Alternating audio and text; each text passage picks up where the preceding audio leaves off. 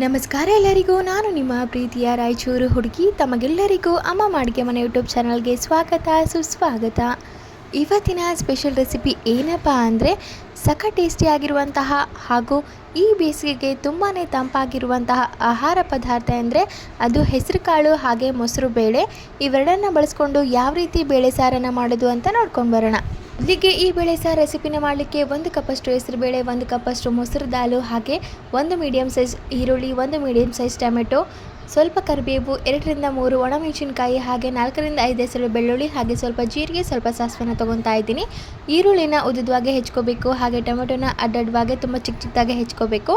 ಹಾಗೆ ನೋಡಿ, ಮುಂಚೆನೇ ತೊಗೊಂಡಿರುವಂತಹ ಬೇಳೆಗಳನ್ನು ತುಂಬ ಚೆನ್ನಾಗಿ ನೀರಲ್ಲಿ ವಾಶ್ ಮಾಡ್ಕೋಬೇಕು. ಅದಾದಮೇಲೆ ಕಟ್ ಮಾಡಿ ಇಟ್ಕೊಂಡಿರುವಂತಹ ಈರುಳ್ಳಿ, ಟೊಮೆಟೊ ಹಾಕ್ಕೊಂಡು ಅದಾದಮೇಲೆ 1 ಟೇಬಲ್ ಸ್ಪೂನಷ್ಟು ಎಣ್ಣೆನ ಹಾಕ್ತಾಯಿದ್ದೀನಿ. ಹಾಗೆ 1 ಚಿಟಿಕೆಯಷ್ಟು ಅರಿಶಿಣ ಪುಡಿ, ಹಾಗೆ ರುಚಿಗೆ ತಕ್ಕಷ್ಟು ಉಪ್ಪನ್ನು ಹಾಕಿ 2 ರಿಂದ 3 ಟೇಬಲ್ ಸ್ಪೂನಷ್ಟು ಅಚ್ಕಾರದ ಪುಡಿ ಕೂಡ ಹಾಕ್ತಾಯಿದ್ದೀನಿ.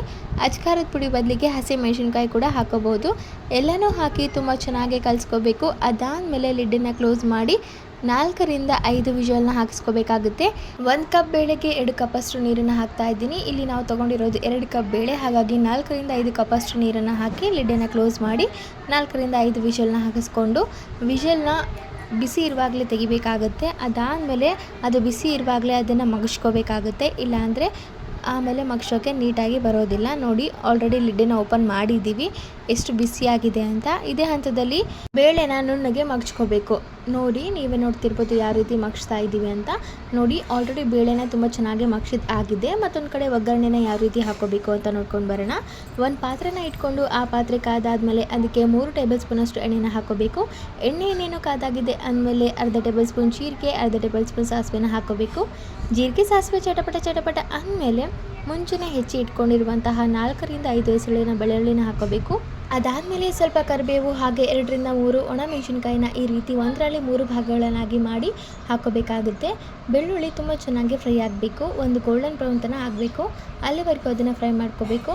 ಹಾಗೆ ಒಣಮೆಣಸಿನ್ಕಾಯಿ ಕೂಡ ತುಂಬ ಚೆನ್ನಾಗಿ ಫ್ರೈ ಆದಮೇಲೆ ಮುಂಚೆನೇ ಮಗ್ಸಿ ಇಟ್ಕೊಂಡಿರುವಂತಹ ಬೇಳೆನ ಹಾಕ್ಕೊಂಡು ತುಂಬ ಚೆನ್ನಾಗಿ 1-2 ಕುದಿ ಬರೋವರೆಗೂ ಅದನ್ನು ಕುದಿಸ್ಕೋಬೇಕು. ನೀವು ಬೇಳೆ ಹಾಕಿದ ಮೇಲೆ ನೀರನ್ನು ಹಾಕೋಬೇಕಾಗುತ್ತೆ, ಅಥವಾ ನೀವು ಸ್ವಲ್ಪ ಗಟ್ಟಿ ಬೇಕಂದರೆ ನೀರನ್ನು ಹಾಕದೇ ಇರ್ಬೋದು, ಅಥವಾ ತೆಳುವಾಗಿ ಬೇಕಂದರೆ ನೀರನ್ನು ಕೂಡ ಆ್ಯಡ್ ಮಾಡ್ಕೋಬೋದು. ಅದು ನಿಮ್ಮ ಕ್ವಾಂಟಿಟಿ ಅಥವಾ ಕ್ವಾಲಿಟಿ ಪ್ರಕಾರ ನೀವು ಮಾಡ್ಕೋಬೋದು. ನೋಡಿ ಎಷ್ಟು ಚೆನ್ನಾಗಿ ಒಗ್ಗರಣೆ ರೆಡಿಯಾಗಿದೆ ಅಂತ. ನೀವೇ ನೋಡ್ತಿರ್ಬೋದು ಎಷ್ಟು ಕಲರ್ಫುಲ್ಲಾಗಿ ಕಾಣ್ತಿದೆ ಅಂತ. ಇದನ್ನು ನೀವು ರೊಟ್ಟಿ ಆಗಿರ್ಬೋದು, ಚಪಾತಿ ಆಗಿರ್ಬೋದು, ಅನ್ನಕ್ಕೆ ಎಲ್ಲದಕ್ಕೂ ಒಳ್ಳೆ ಕಾಂಬಿನೇಷನ್, ಟೇಸ್ಟಿಯಾಗಿರುತ್ತೆ. ಟ್ರೈ ಮಾಡಿ.